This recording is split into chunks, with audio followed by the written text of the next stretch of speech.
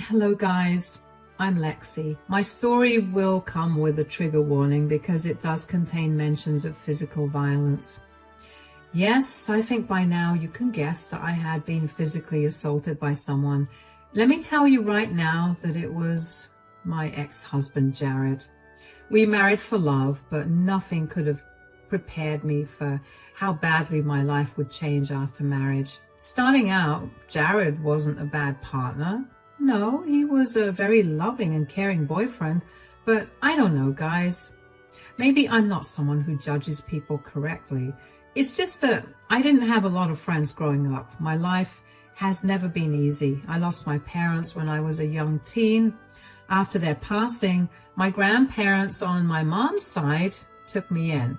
My dad was an orphan, so he didn't have anyone in his family, so I mostly grew up with my grandparents since I was 12. After losing my parents, I was in a very dark place. It was my grandpa and my grandma Rachel who got me out of that mess. We had a very loving relationship, and I considered them my second set of parents. If they hadn't taken me in, I would have possibly ended up in foster care. I will forever be grateful to them for what they have done for me. I met Jared through a mutual friend. He was actually my first boyfriend even when we met in my 20s, and because of my depressive state, I missed out on a lot of experiences in school and never had a boyfriend. So Jared was the first boyfriend I had. Maybe that's why I always ended up missing the red flags in our relationship. He had always appeared to be such a loving and caring soul that I couldn't help but fall in love. We got married and moved into a house that my grandparents had gifted me before my marriage. I worked freelance and had a good trust fund set up by my grandparents. Meanwhile, Rachel was a social worker and didn't make much money, but my income was more than enough for us to live happily without debt. 2 years went by, and slowly my marriage started to show cracks. Rachel had become very stubborn and would often lash out at me very cruelly. He had a short temper and didn't tolerate it when I argued with him. My poor mental state and his excellent gaslighting ways made me think that maybe I was the problem, so I took all of his mental abuse and didn't say a word. I loved that man and didn't want to lose him. But everything changed for the worse when my grandma suffered a major stroke.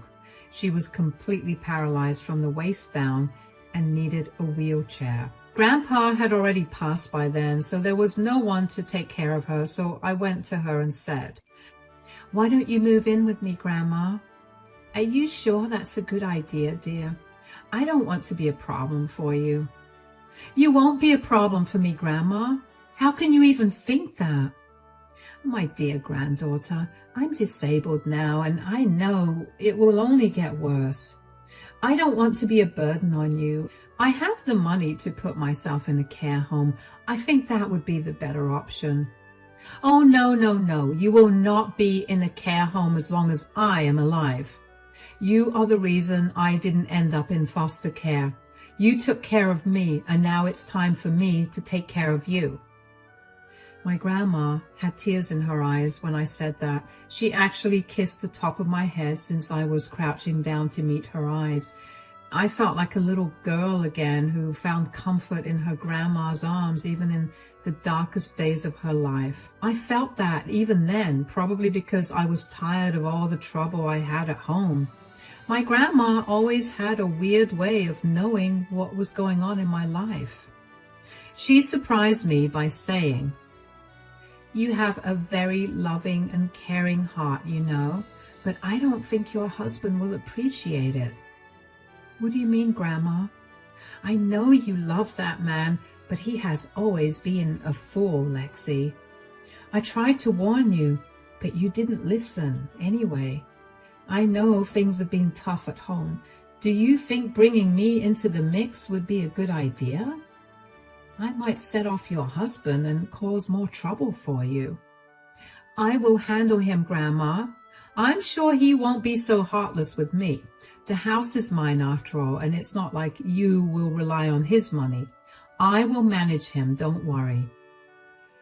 It was true that Grandma was always weary of my husband. My grandfather had even gone to the extent of saying that he hated my husband. At first, I had no idea why they felt that way. I was a blind fool, so I couldn't see what they saw. When I got engaged to Jared, they tried to make me think again, but I was adamant about marrying him. My grandparents were never rude or disrespectful towards Jared. Everything they told me was said in private. However, they did insist on us signing a prenup before marriage. That's what ticked off my husband and made him start to dislike my grandparents. Since there was a big imbalance between Jared and my fiancé, my grandparents insisted on a prenup. After a lot of fighting, Jared had signed the prenup. I understood much later why my grandparents were so adamant about it and how it saved me so much trouble. Anyway, I knew that Jared didn't like my grandparents after that incident, but I didn't think he would be so heartless as to deny my grandma the comfort of being near me in her last days. I didn't delude myself into thinking that she would live long. I simply wanted to cherish whatever little time we had together. Since Jared was a social worker, I thought he would understand. So I sat him down that day and told him my plans, and to my utter disbelief, Jared went mad with anger. He looked at me with pure rage and said, "Why on earth do you think I would agree with this stupid plan of yours?" "What are you saying, Jared? My grandma needs me. I thought you'd understand. You know how I feel about your stupid grandparents. Thank God there's one of them now. But that doesn't mean I'm taking your grandma in just because her stupid husband isn't alive to take care of her. Don't talk about my grandparents like that, Jared. They are good people and they raised me. I can't let my grandma fend for herself after she literally raised me, Jared. I don't care if they raised you, Lexi. They are not going to be our problem. This is not a house of charity. I won't allow some old lady to take over the house and distract you from your wifely responsibilities. Grandma won't be a problem, Jared. I swear, I will take care of everything just like before. You won't even have to help.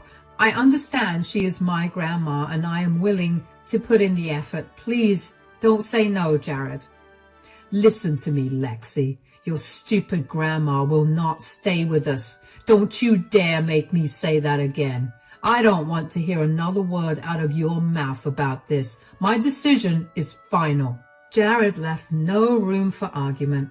I tried to beg him to understand my stance, but he kept yelling at me and getting angry. After a point, I gave up and let it be. I took a week to think about everything thoroughly. I didn't have a lot of options. Putting my grandma in a care home was not an option. Moving in with her would create more problems than necessary.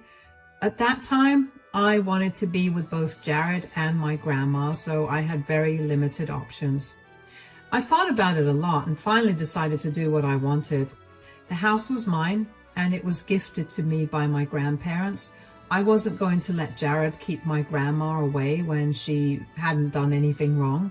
So I made the decision to bring Grandma home anyway. It wasn't even supposed to be permanent.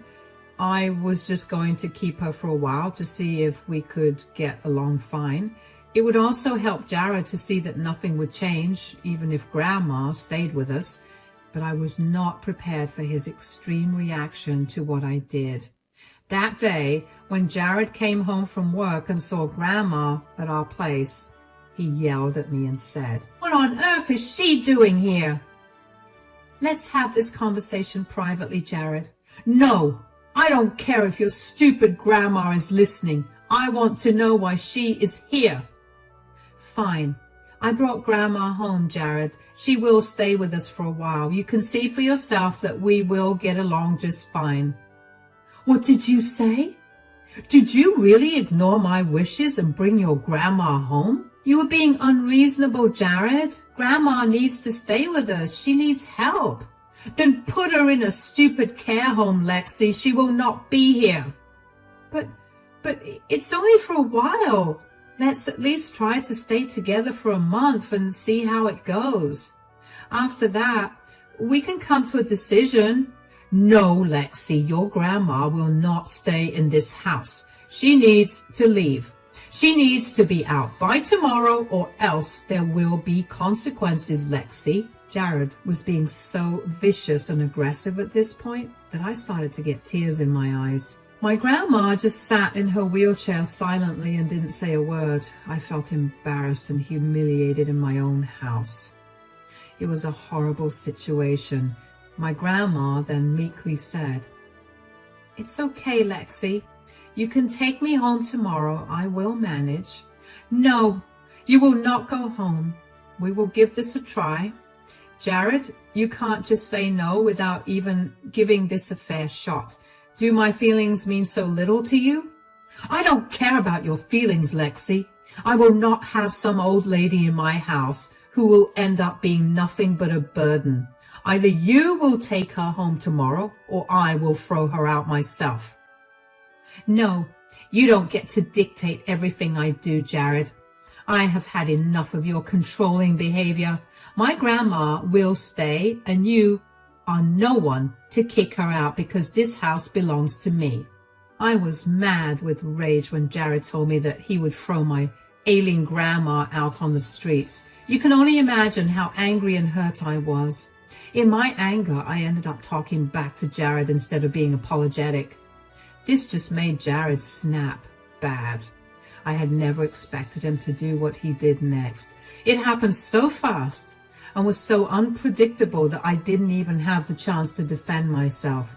In a second, Jared's palm was on my face and I realized that he had slapped me. He had actually slapped me so hard that I fell on the sofa, barely missing my grandma who was beside me in her wheelchair. At that moment, Grandma shrieked and I cried out in pain. I looked at Jared in disbelief and saw that he was stunned by his own actions. I guess at that moment he realized that he had messed up. I said in a shaking voice, "Did you just hit me, Jared? Did you lay your hands on me?" I wasn't thinking." "Shut up, Jared. How dare you put your hands on my granddaughter?" "I'm sorry, Lexi. You made me do this." "Leave, Jared. Just leave my house right now." "What? You can't kick me out, Lexi." "I will call the cops on you, Jared. Leave before I do that and get you arrested." Jared panicked and left as soon as he could. When he was gone, I broke down in tears. I was sobbing and wailing my heart out because I hadn't expected the love of my life to lay his hands on me. Like always, my grandma was my rock and comforted me to the best of her abilities while I poured my heart out through my tears. After hours of crying over that cruel man, my grandma said, "I always had a bad feeling about Jared, but even I am surprised at what he did, Lexi." "How could he do this to me, Grandma? I thought he loved me." "Listen to me, Lexi. That man is a monster and you don't deserve this. What he did was horrible. You need to do something about this, Lexi. You can't let him get away with it. Please don't tell me you plan to stay with him even after he hits you." "No, there's no way I'll stay with someone who puts his hands on me. And you are right, Grandma. I can't let him get away with this." "Good. Then you need to do something, Lexi. You need to take a stand and go to the cops. He will be back and God knows what he will do then. You need to take action before it's too late." My grandma was right. I needed to take action before it was too late. So that day itself, I got into action. There were security cameras in my house, which had recorded Jared hitting me. I quickly downloaded the footage and secured it. The next morning, I went to the cops and submitted the evidence and filed a police report. As I was coming back home, I got a call from my father-in-law, Tony. He told me that he needed to talk to me and that he would bring Jared along with him as well. I was a little relieved because I knew Jared wouldn't dare to hurt me in front of his father. But I knew that Jared's father wasn't a good man either. He was the one who raised Jared in a way that he never had to take responsibility for his bad actions. His dad always helped him cover up his misdeeds, no matter how small they were. I knew that they were coming to negotiate and talk it out, but I had other plans up my sleeve. Tony and Jared came home after I was back from the police station. Jared refused to look me in the eye while Tony looked nervous. He was trying hard to appear calm and collected, but it was all a facade. After making some awkward small talk, Tony said, "I know what my son did, Lexi. I'm very sorry on his behalf. Trust me, he has been very remorseful about this." "I don't think being remorseful will help him now, Tony. What he did is wrong, and I am well within my rights to go to the cops." "Let's just move past this now, Lexi. I get it that you are hurt and my son has acted inappropriately towards you. I think you deserve some compensation for what happened. I am willing to contribute to that." "What are you talking about, Tony?" "How about this, Lexi? I can give you $500,000 to make it up to you." "Excuse me, Tony? What did you just say?" "I know it's a lot of money, but I can come up with the amount. I have some assets that I can sell to come up with the money. It won't be a big problem." "Are you seriously offering me a bribe to stay silent, Tony?" "Think about it, Lexi. You don't need to go through all that hassle of reporting Jared. You don't have any proof anyway, so just take the money and work on moving past this. You can use the money for therapy, shopping, literally anything you want. It will be solely yours. Jared won't touch it. I think this is an amazing offer for you, Lexi. You should take it." I stared at Tony and Jared in utter disbelief. Grandma, too, looked shell-shocked and didn't know what to say. My husband thought it would be a good idea to get his father involved in his problems. My father-in-law had the audacity to offer me a bribe to forget everything and not report Jared to the cops. They were both under the assumption that I couldn't prove Jared's abuse to the cops. Let's not forget that I still had a very red and angry-looking mark on my face that was basically Jared's handprint. And they forgot that I had security cameras in my house. Tony and Jared thought that they could outsmart me and try to sweep everything under the rug, but they had no idea how useless their plan was. I was about to show them the reality of their situation. I smirked at them and said, "Well done, Tony. Now, I can see how Jared turned out to be such a horrible man. I wish I had understood this sooner. You two are made of the same stuff after all." "There's no reason to be so cheeky, Lexi. My dad's only trying to help. He actually made you a good offer." "Should I act impressed and grateful for that, Jared? I'm not a gold digger who is after your money. No amount of money can compensate for what you did, Jared. Besides, your offer is useless anyway, Tony." "What do you mean my offer's useless?" "I guess none of you remember that I have security cameras in the house. You know that they record everything, right?" You have a video recording of what happened?" "Yes, Jared. And guess what? I have already sent the recording to the cops. His family, his friends, and Jared's boss. The damage is done, guys. Looks like Jared will be losing his job and going to jail as well." The look on Tony and Jared's face was absolutely priceless.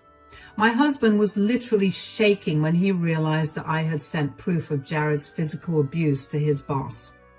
My husband was now in deep trouble. He had no idea what he had gotten himself into. Jared had recruited his father to shut me up with money. But I am not some gold digger who could be shooed away with a check. No, I'm a woman who would absolutely fight for the right thing and punish anyone who would dare to abuse me. For years, I held my tongue because I didn't want Jared to be in trouble. I loved that man with my entire being and never thought he would end up turning into such a monster. I was okay with dealing with his mood swings and stubborn personality, but what he did to me crossed a major line. Now, I wasn't going to be quiet and let bygones be bygones. I was going to show Jared that he had messed with the wrong person. Tony gulped loudly and looked at his son with weary eyes. Jared was visibly panicking when he thought of the repercussions that he would be facing soon. He was looking around like a crazed man, wringing his hands as well. After a while, he mustered up the courage to say, Did you send the footage to my boss? Yes, I sent it to your boss and the cops. Actually, you should know that I privately sent it to everyone so that they know what an awful man you are. How could you do this to me, Lexi? Why did I do this? You didn't think twice before hitting me, Jared. What makes you think I would care about your feelings now? I'll end up losing my job and possibly going to jail. I would be glad to see that happen, Jared. I want you to lose your job and go to jail. How can you say that, Lexi? I am your husband. How can you send your husband to jail? How could you destroy your husband's reputation? When Jared said that, he was almost in tears. I guess he was trying to manipulate me again with his tears and words. I was really surprised to know that Jared was thinking he would still have the privilege of being my husband. I started to laugh when he kept referring to himself as my husband. This delusional and narcissistic man dared to assume that I would continue this sham of a marriage. It was so funny to me that despite everything, I started to laugh. Jared looked surprised by my laughter and looked at me with a confused expression on his face. And he then said, Why are you laughing? Husband, you say, Jared? Well, here is some news for you, my dear husband. You won't be married to me for long. What do you mean, Lexi? I will be filing for divorce, Jared, and I will make sure the judge knows what an abusive man you are. You will pay for what you did to me. Jared was now even more surprised than before. He knew that there was no way for him to get out of this mess. Perhaps he had thought that I would withdraw my case if he was able to manipulate me into feeling guilty. He had expected me to continue being a doormat and forget his abuse out of love, but I was telling him that I would leave him for good. When I mentioned divorce, Tony also panicked and the duo started to change their stance once again. They kept telling me that I was making a mistake and overreacting, and they said, You're overreacting, Lexi. This was just one time. My son has already apologized to you, and we have offered you a generous payback as well. What more do you want? I want to destroy your son's life like he tried to destroy mine. Men like him think they can get away with anything. A person like him deserves to be labeled as an abuser because that's what he is. But what will I do now, Lexi? I'll lose my job and have no income to support myself. You don't get to work in social services after being an abuser yourself. I will never forgive myself if I let you go and end up taking advantage of who knows how many women. You don't deserve to work with vulnerable people when you tried to throw my grandparents out and hit me when I argued about it. I already said that I'm sorry, Lexi. Please think of us and our marriage. We were so happy together. Stop right there, Jared. You were happy in this marriage because I chose to ignore all your red flags and stay with you regardless of your horrible behavior towards me.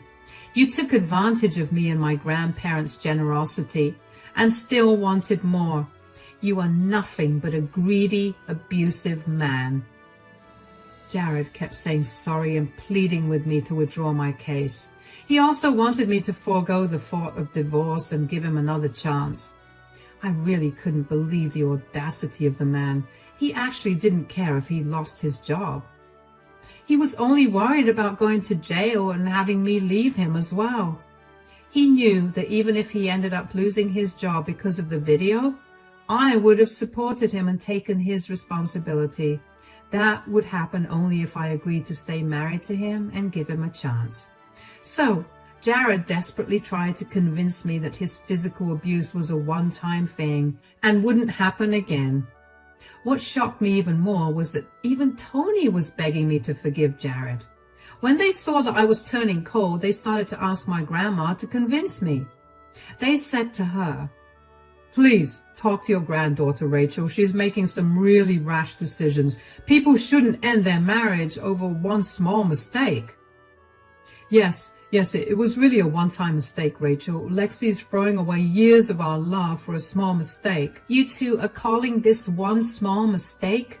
How dare you minimize what you did after hitting my granddaughter in front of me? Have you two no shame at all? I'm sorry, Rachel. I'm really sorry. I swear it will never happen again. I just lost myself in anger. Yes, you lost yourself in anger because Lexi wanted to take care of me, her sick grandma, in a house that she owns. She didn't even ask you for money, Jared. You had no right to do what you did. I know. I really overreacted. You are absolutely welcome to stay here, Rachel. I will never say anything about this again. In fact, I will take care of the two of you myself. Now, it was my grandma's turn to laugh at Jared. My stupid husband thought that we could all go back to normal just because he said sorry and is finally allowing my grandma to stay in my house. Yes, you see the hypocrisy there, guys? He was acting as if he had the right to give my grandma permission to stay in a house that I own. Mind you, this house was gifted to me by them in the first place.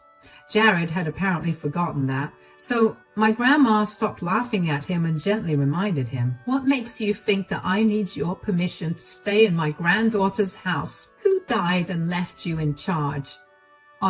Well, I was just saying. Do I have to remind you again that this house belongs to me? Or is that going to make you slap me again? No, I will never do that again. I swear, Lexi, I won't. You're being very hurtful and unreasonable, Lexi. Come on, Rachel. Will you really encourage your granddaughter to end her perfectly good marriage? That's enough, Tony. I sat here and let you and your son go on with your nonsense. But now it's time for your son to face the consequences of his actions. My granddaughter is doing the right thing by leaving Jared and reporting him. So you two are taking Lexi's side? I will 100% encourage and support Lexi because her marriage is nowhere near perfect. She is removing herself from your evil son's clutches, and I couldn't be more proud of her. In fact, I actually talked to some of my husband's old cop buddies and made sure your son doesn't escape justice. Speaking of which, do you hear the sirens, guys? Yeah, that's the cops coming to arrest my dear husband, who will soon be an ex. Looks like this will be the last meeting we have in a neutral setting. See you in court, guys. The look on Tony and Jared's faces as they heard the sirens was absolutely priceless. When they were at our home negotiating with me, my grandma was on her phone calling the cops. She wheeled herself in to join us a little later after she made sure the cops knew where to find their prime accused. We didn't want to give Jared the chance to flee the state, so we called the cops as soon as we could. Jared wasn't going to get away so easily. We were going to make sure of it. The sound of the sirens made my husband start to shake again. He looked at his dad for help just like he always did. Jared truly was a spoiled little man-child and thought his father would be able to help him. Tony knew that his hands were tied, so he actually looked down at the floor and didn't say anything. Jared then started to beg me and Grandma for forgiveness. He tried to remind me of all the good times and tell me that he loved me. Yeah, I wasn't going to fall for those lies again. I told him exactly what I thought of him and let him suffer the consequences of his actions. Jared was still begging and pleading for mercy when I let the cops inside my house. Jared panicked and started to run, which was a really bad decision. Let's just say that now he has an additional charge of resisting arrest and has been labeled as a flight risk. He took the back door to flee but couldn't run far because, well, he was no match for the cops. They caught him a few blocks away and swiftly put him in handcuffs. He was dragged back to the cop cars and put inside with no mercy. He was still crying and begging for help when he was being arrested. It was truly a sight to see. I felt no remorse or pity. I just felt victorious for putting an abusive man where he belonged. The rest of my story is actually not very dramatic. You guys may be sad to know that Jared only got probation for assaulting me. Well, it was his first offense and he was remorseful, so the judge gave him some brownie points. But he did spend a night or two in jail, which did more damage than he could have imagined. Overnight, he was shunned from the community and fired from his job. He will never be able to hold a job in social services after this. Jared's friends and other family members were absolutely disgusted with him, and all of them turned their backs on him. Even Tony didn't escape the heat. He was criticized for helping his son cover up what he did. Yes, I did tell some friends about the bribe, and they did their part in spreading it around. In the end, both of them had to leave the city to save their reputation. I got an easy divorce from Jared because of his abuse. There will be no alimony or anything because we signed the prenup. I thanked my grandma profusely for insisting that I have one. It really came in handy and saved me a lot of trouble.